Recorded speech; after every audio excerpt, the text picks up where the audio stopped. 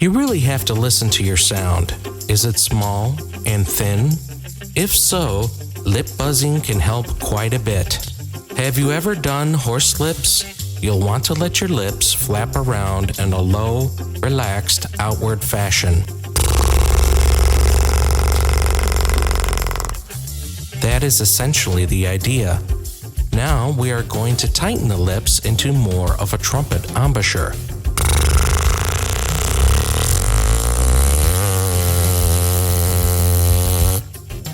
From here, you can slide up and down.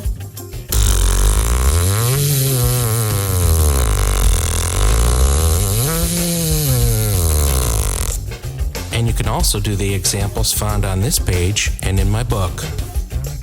Eventually, you'll be able to form your lips for the upper register and get this sound.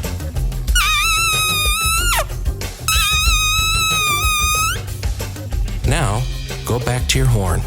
You should notice a change in your sound. Your sound should now be warmer, bigger, and have more richness. Normally, from the short lip buzzing session, I would briefly practice mouthpiece work before hitting the trumpet.